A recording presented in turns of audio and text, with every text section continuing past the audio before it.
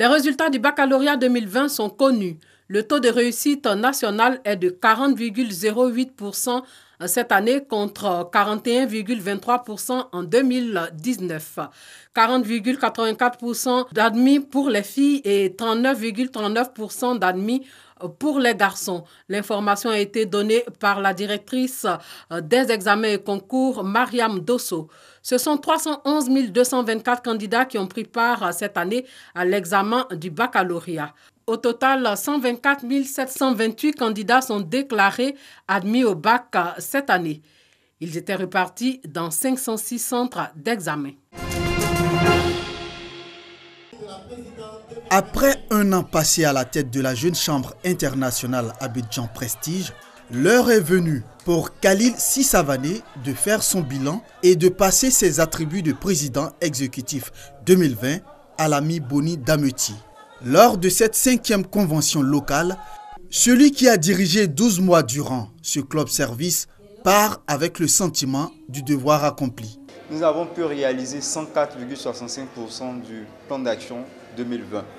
Nous avons pu avoir un solde créditeur de plus de 7 millions de francs CFA et nous avons pu organiser la quasi-totalité de notre mandature 2020 malgré cette pandémie de Covid-19. C'est avec cette chanson de Tikenja de Fakoli que l'homme fait ses adieux sous le regard admiratif de son parrain. La Jeune Chambre aussi, c'est ça, la formation des jeunes leaders, leur donner la possibilité en tout cas d'apprendre et aussi de s'exercer justement à ce que les aînés font. Donc c'est pour cela que j'ai tenu en tout cas à le soutenir et il m'a vraiment encouragé. Il a été disponible et aujourd'hui, en tout cas, nous pouvons dire qu'il a gagné son pari. À la JCI, le président a un mandat d'1 an non renouvelable.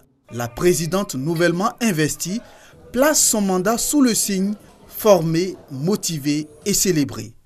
Elle entend œuvrer au rayonnement de l'organisation locale.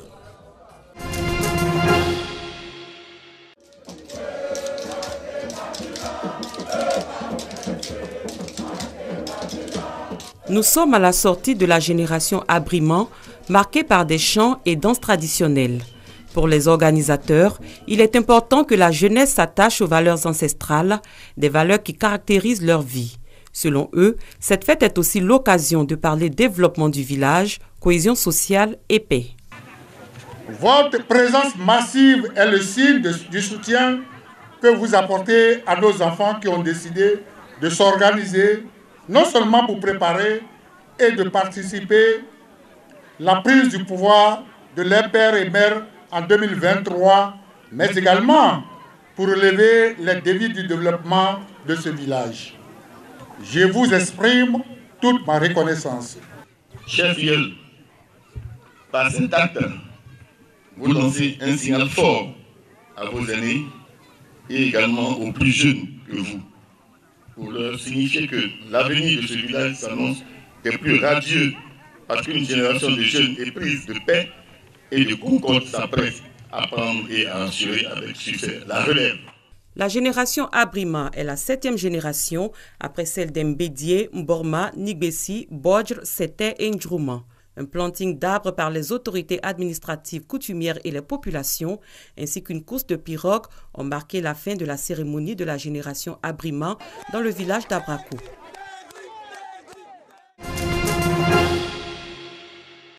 La communauté Haloul Baït à l'épreuve des défis du développement.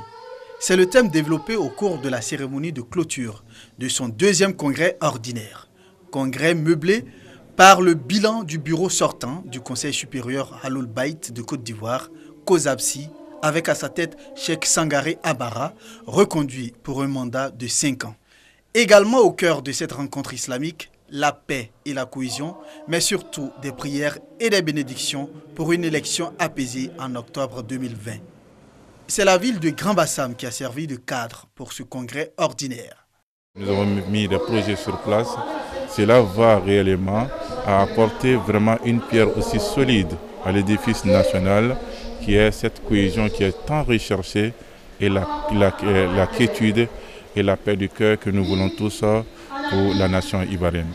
Alhamdulillah, nous remercions le bon Dieu qui nous a permis d'organiser ce congrès dans la paix, dans la convivialité, et nous avons atteint nos objectifs.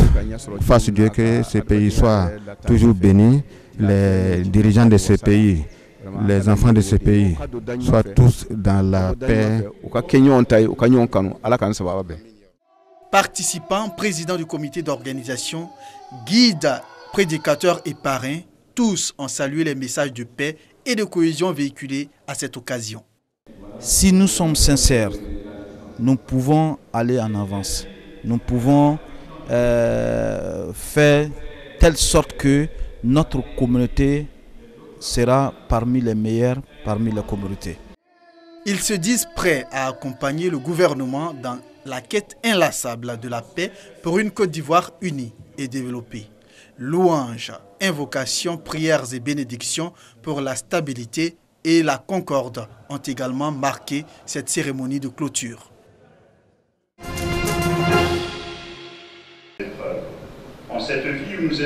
En direct, ils ont assisté à la messe d'ouverture du 147e pèlerinage à Lourdes, retransmise en direct sur la chaîne catholique. Dans leur retraite au petit séminaire de Benjéville, les membres de l'association Notre-Dame du Salut ont marqué ce moment. Ils se sont mis dans les dispositions spirituelles comme s'ils y étaient.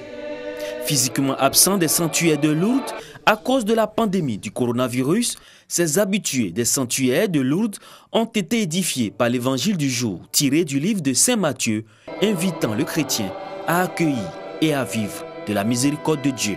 La Vierge Marie, dès sa conception, elle est immaculée, elle est sans tache, elle est sans péché. Bon, elle a été choisie par Dieu pour pouvoir faire son œuvre ici-bas.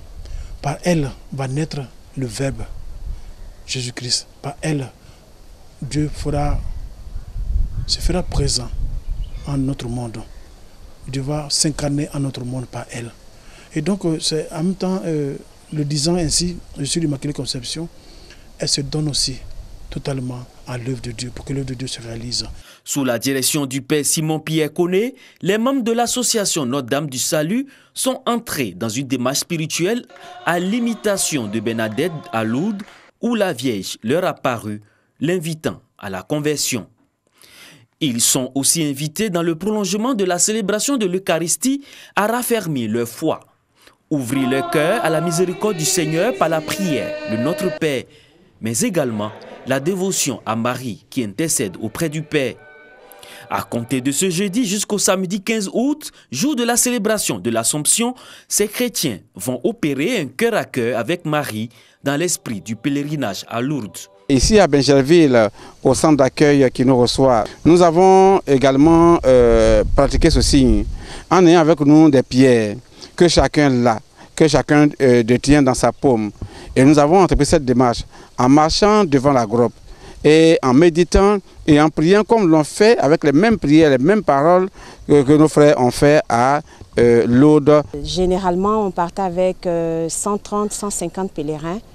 Cette année, nous sommes limités à une trentaine de pèlerins. Donc, nous sommes là avec une trentaine de pèlerins pour suivre non seulement toutes les activités de Lourdes, c'est-à-dire les messes, les formations, les enseignements, tout ce qui va se passer à Lourdes, nous le vivons en direct ici. Et je pense que les pèlerins, depuis ce matin, sont suffisamment éblouis, non seulement par le cadre qui correspond, parce que nous sommes venus avec des anciens pèlerins qui ne se sentent pas tellement dépaysés. Ils ont l'impression d'être à Lourdes par rapport à la qualité de tout ce qu'on fait. Le pèlerinage à Lourdes cette année 2020 n'accueille aucun groupe de la Côte d'Ivoire en raison de la pandémie liée au coronavirus.